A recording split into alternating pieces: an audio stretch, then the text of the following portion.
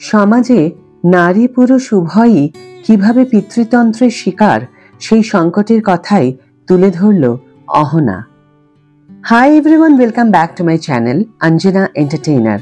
বন্ধুরা, তোমাদের সকলকে আমার এই ছোট্ট ইউটিউব চ্যানেলে স্বাগত জানাই।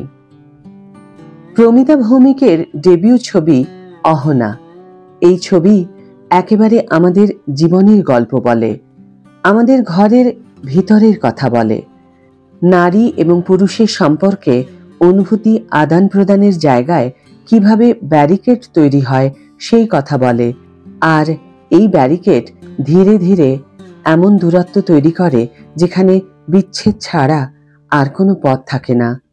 অহনা, যে চরিত্রে অভিনেত্রী সুদীপ্তা চক্রবর্তী অভিনয় করেছেন, তার প্রফেসর হাজব্যান্ড রুদ্রনীল, যে চরিত্রে অভিনেতা জয় সেনগুপ্ত অভিনয় করেছেন, এবং শ্বশুরকে যে চরিত্রে অভিনেতা সৌম্য সেনগুপ্ত অভিনয় করেছেন, এদের নিয়ে মূলত ছবির গল্প। রুদ্রনীল ইনফার্টাইল, তাই তাদের স্বাভাবিক নিয়মে সন্তান ধারণে একটা সমস্যা রয়েছে। যতদিন যায় রুদ্রনীল হীনমন্যতায় ভুগতে থাকে এবং ক্রমাগত সেই চেপে রাখা অনুভূতির প্যাসিভ অ্যাগ্রেসিভ প্রকাশ ঘটে চলে, যা অহনাকে ক্ষতবিক্ষত করতে থাকে।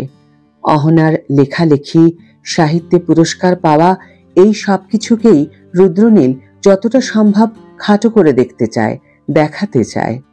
রুদ্রর মুখে কোনো স্বাভাবিক হাসি নেই। সে কখনোই অহনার মতো সহজ হয়ে মিশতে পারে না, ভালোবাসতে পারে না, নিজেকে চালনা করতে পারে না। অহনা নিজের শ্বশুর, বোন এবং ছোটবেলার বন্ধু আদিত্যর, যে চরিত্রে অভিনয় করেছেন নবাগত প্রিয়ব্রত সেন সরকার, তার সঙ্গে সৎভাবে সহজ একটি কথোপকথন চালাতে পারে।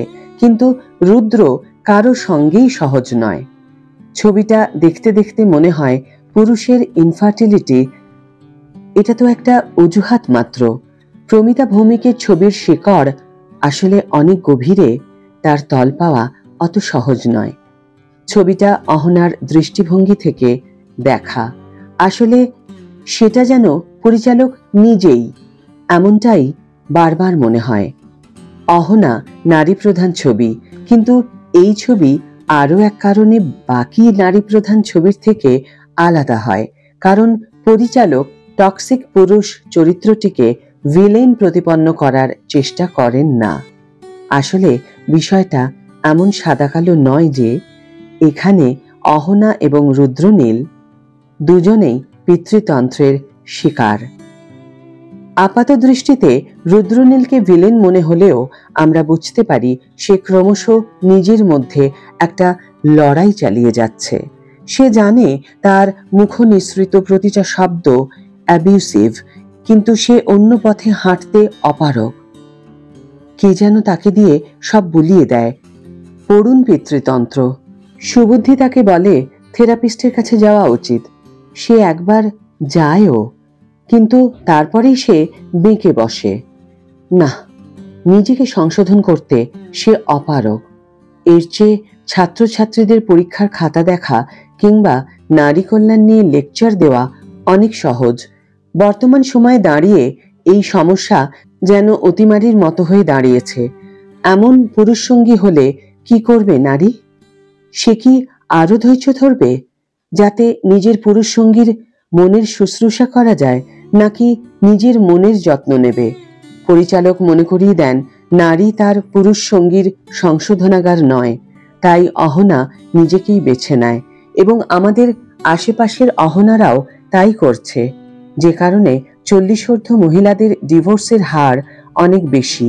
আমাদের পিতৃতান্ত্রিক সমাজে শেখানো বুলি ভুলে মেয়েদের নিজের চাওয়া পাওয়া বুঝতেই অনেকটা সময় লেগে যায়, নিজেকে চিনতে অনেকটা সময় লেগে যায়, নিজের ভিতরের আলো কোন পথ নির্দেশ করছে সেটা জানতেই অনেকটা সময় লেগে যায়। আর বেশিরভাগ পুরুষ নিজের মনের তল পর্যন্ত কিংবা নিজের মুখোমুখি দাঁড়ানোর সাহস সারা জীবনেও সঞ্চয় করতে পারেন না। তাই অহনা দোষারোপ না করেই সরে আসে। নতুন পথ ধরে হাঁটবে বলে। প্রমিতা ভৌমিকের ছবি এই সত্যিটা খুব যত্ন করে খুব সহজ ভাষায় তুলে ধরে। আজকের ভিডিও এখানেই শেষ করছি বন্ধুরা। ভিডিওটি যদি ভালো লেগে থাকে তাহলে অবশ্যই একটা ছোট্ট করে লাইক দিও, শেয়ার করো বন্ধুদের সাথে, কমেন্ট করে জানিও তোমাদের মতামত। যারা এখনো আমার চ্যানেলটিকে সাবস্ক্রাইব করোনি তারা অবশ্যই চ্যানেলটিকে সাবস্ক্রাইব করে আমার পাশে থেকো, আর যারা অলরেডি সাবস্ক্রাইব করে দিয়েছো তাদের জন্য আমার অনেক ভালোবাসা এবং অনেক ধন্যবাদ। আজ তাহলে বিদায় বন্ধু, দেখা হবে পরের ভিডিওতে। ভালো থেকো, সুস্থ থেকো, সঙ্গে থেকো।